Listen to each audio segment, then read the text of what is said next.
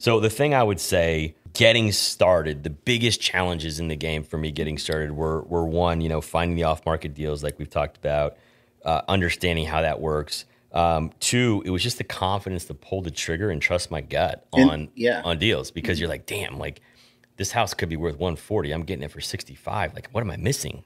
You know, and that's the getting ready to get ready. Like, right. You know how many deals, like, wannabe investors pass up great deals. They pass up because they just they don't have that confidence. They've never done it before. But once you get that first one, you're like, okay, you learn a lot. You learn so much, and you think like, what am I missing? Like, oh shit, the foundation has issues. There's water damage, and it's fuses. It's not a panel. You know, you talk yourself out of it. But if you just do the freaking math, you're like, this is still a deal. Yeah. You know, so it's just, you know, finding those off-market deals and having the confidence to pull the trigger once you do find them. That was a big deal for me.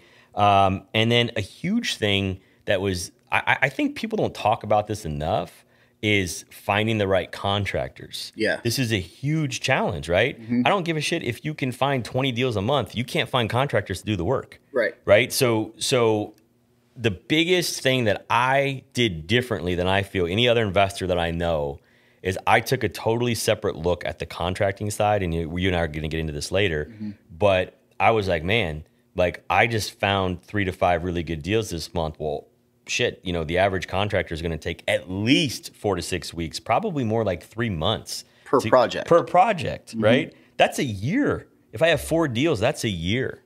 You know, I mean, it's laughable that it takes like the typical person that long because of what we've been able to do. Exactly. So, and so I think the biggest challenge was like, okay, I just found 4 deals. Well, if I only have one contracting crew that I trust, that's going to take me a year to rehab all those houses and get them rented. That's too slow. Like, that's not a business. I mean, that's a hobby. That's something you could do on the side while you have a full-time job. Right. But so I struggled to find good contractors that I could trust. And when you look at contractors, there's this thing of like quality, speed, and price, right? So like not everybody's going to have all 3. So the best guys have super high quality, but they're really expensive and they're slow. Right. Then you've got the low end guys whose work is pretty shitty, you know, so their quality's low, but the price might be right and the speed might be good, or some variation of those 3. There's some like intersection of those 3.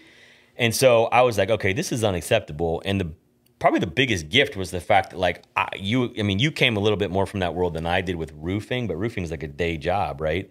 So we just didn't accept that like a project takes 4 to 6 weeks or 3 months. Like that was unacceptable. And so we're like, no, we're going to create our own crew. We're going to do this different.